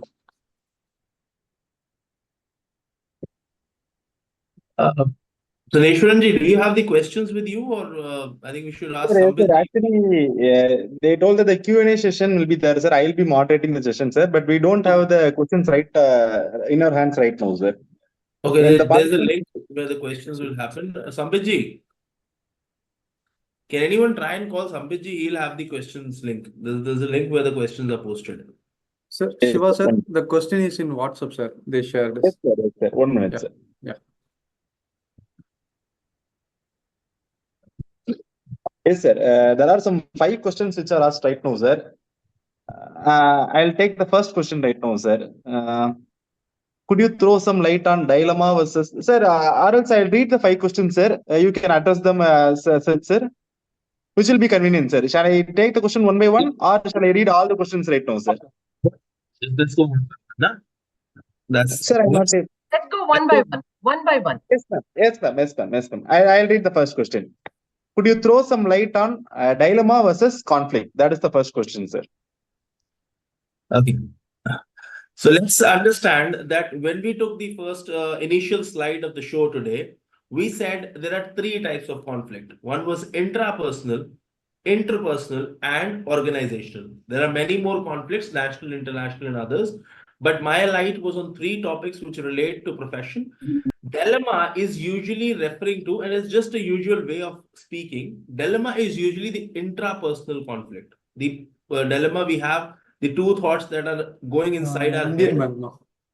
And in cases of dilemma, usually dilemma is something where you cannot, we're not able to come to a resolution. So a conflict. இதுக்கப்புறம் DR 12 file பண்ணணும்ல?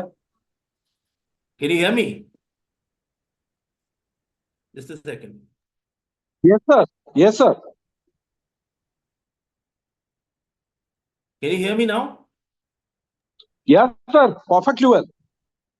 Okay. So I'll complete the answer now.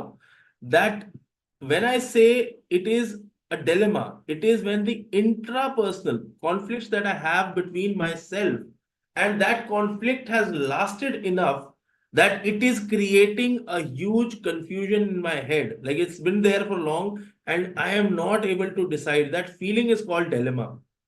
Conflict is the topic. Dilemma is what is, completely crushing me from inside. So it is as good as, talking about a stress, a worry, or a depression. So that's dilemma and conflict for me. Conflict will have a clear definition. This is 1, this is 2, but dilemma will not have definition. So yeah, that's dilemma, mostly intrapersonal.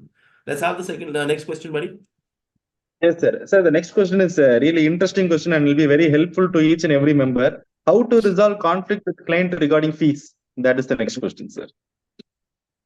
All right. I think I've met most of you for the first time today, but Sambitji, Sripriya ma'am and Anujji know me from a long time, and fees has been a big issue for me as well. I have been very vocal about the fees issue. And I'll just try and tell you how I resolve this issue, because I'm very particular about even consultation fees. And I don't mind that people come to my office and tell me that even your seniors are not charging this kind of fees. Consultation means you come, you meet me, I give you a bill. Okay. You come and sit in my office, I'll give you a bill. That is for sure. Now let's understand. There are 3 ways to address. 1, if a client is coming for only asking for advice, I proactively tell them that there is a consultation fees. I don't tell them that there is a fees. Why? Because when I tell them, there can be a negotiation between 2 bosses. But when my staff tells them the fees is X amount, the chances of negotiation are reduced. So I'm taking away their negotiation power, first of all.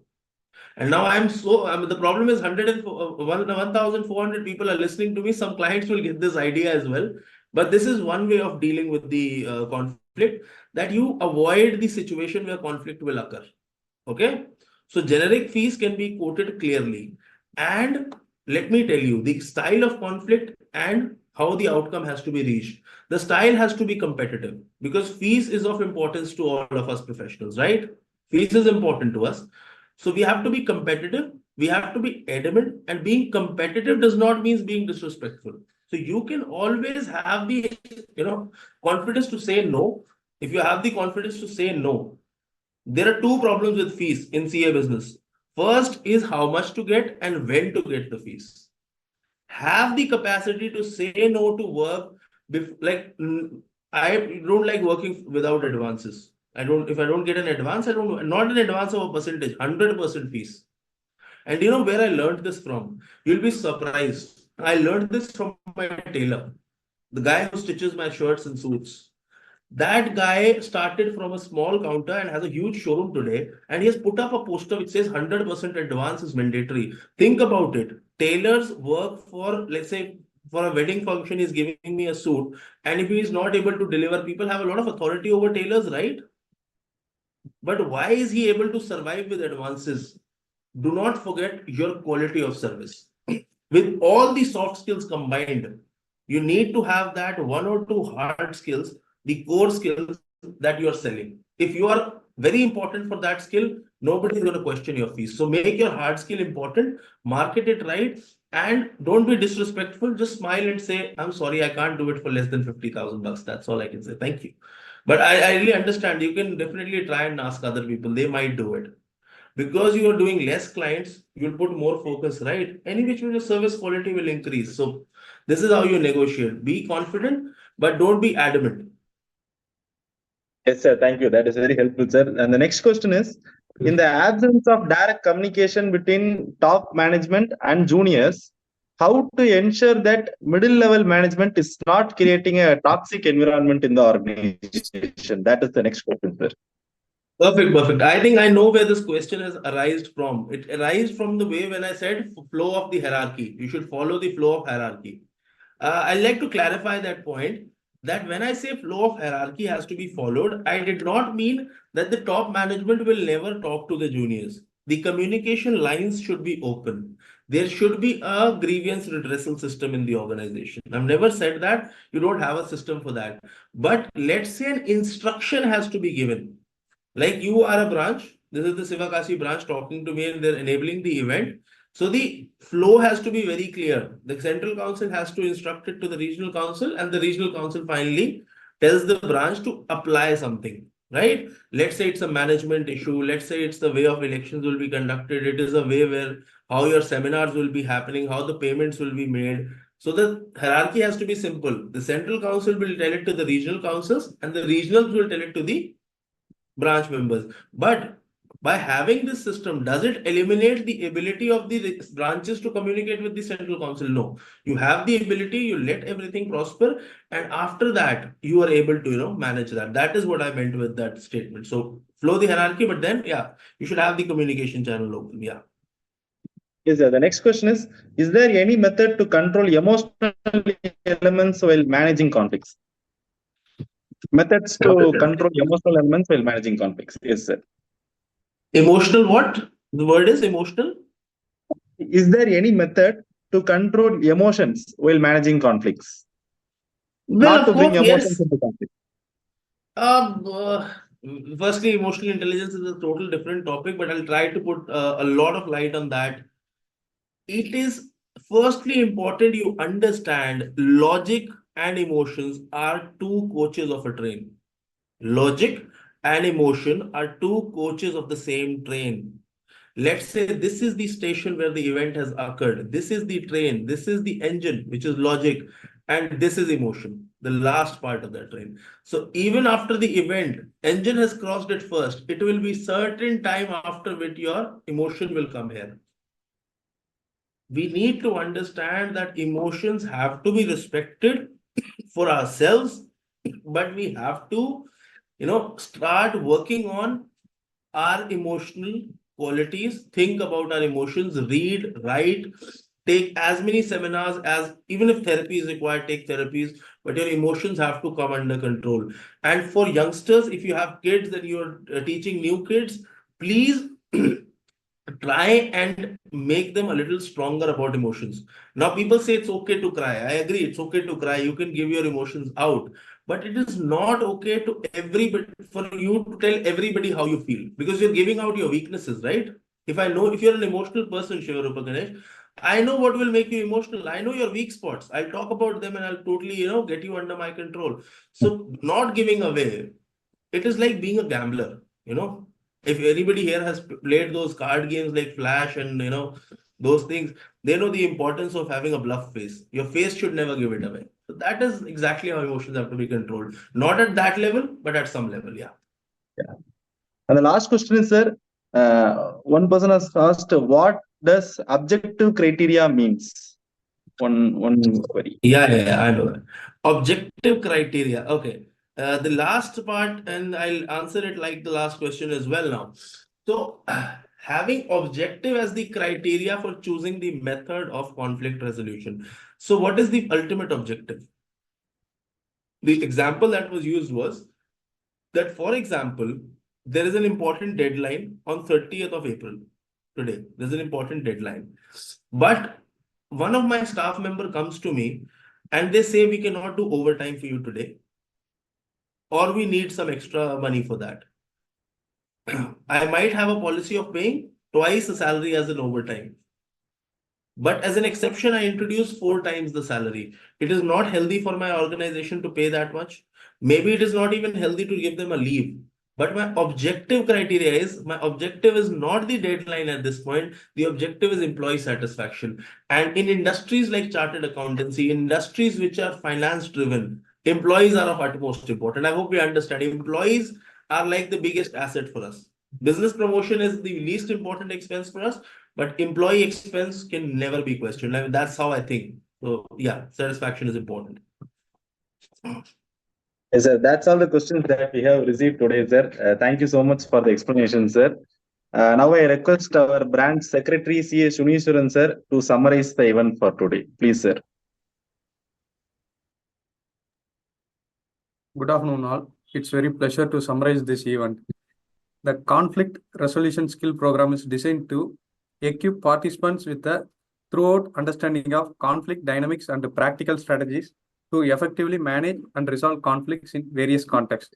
The program spans multiple sessions, typically conducted over several weeks, allowing for in-depth exploration and skill development. The program begins by laying a foundation in understanding the nature of conflicts, including their causes, common patterns, and potential impacts on individuals and organizations. The participants engage in discussions and activities to identify different conflict styles and assess their own tendencies when faced with the conflict situations. As the program progresses, participants devolve into the effective communication techniques essential for constructive conflict resolution. They learn the art of active listening, empathetic communication, and assertiveness, enabling them to express their needs and concerns while also understanding the perspective of others. The significant portion of the program focuses on negotiation strategies and problem-solving approaches tailored for the conflict resolution. Through the role-playing exercise and simulations, participants practice collaborative negotiation, win-win solution, and creative problem-solving methods to address conflicts with mutually beneficial outcomes. Emotional intelligence and self-awareness are also emphasized throughout the program, as participants explore techniques for managing emotions during the conflicts and maintaining composure in a challenging situation.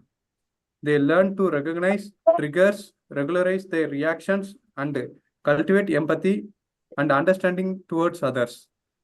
Furthermore, the program addresses the role of cultural differences, power dynamics, and ethical consideration in conflict resolution, equipping participants with the sensitive and cultural competence necessary for resolving conflicts in diverse environments. The program concludes with a focus on conflict prevention and resolution strategies for sustaining positive relationship over time.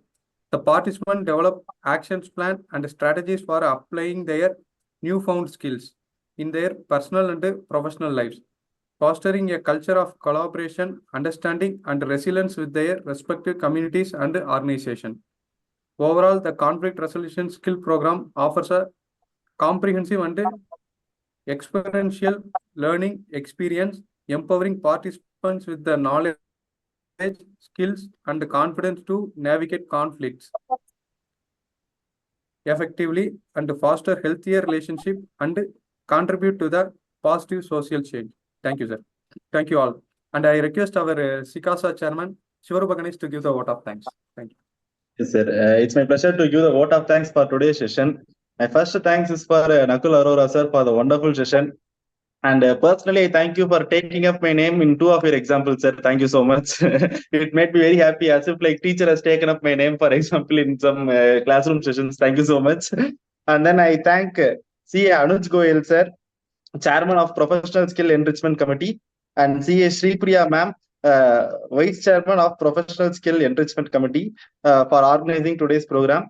And I thank our branch, Sivagasi branch chairman CA Karthik Kisan Kubar sir, past chairman CSC Balamurugan sir, and our secretary CAS Sunishwaran sir for being enablers of today's program. And I thank every participants of this program. We are informed that there are more than 2,000 participants in this program, which is such a huge number. So we thank each and everyone for sitting through today's and getting benefit out of the wonderful session handled by Nakul Arora sir. And we thank Sambit Kumar Mishra sir for being the support behind this program. We thank each and everyone. Thank you for running this program. Thank you. Thank you.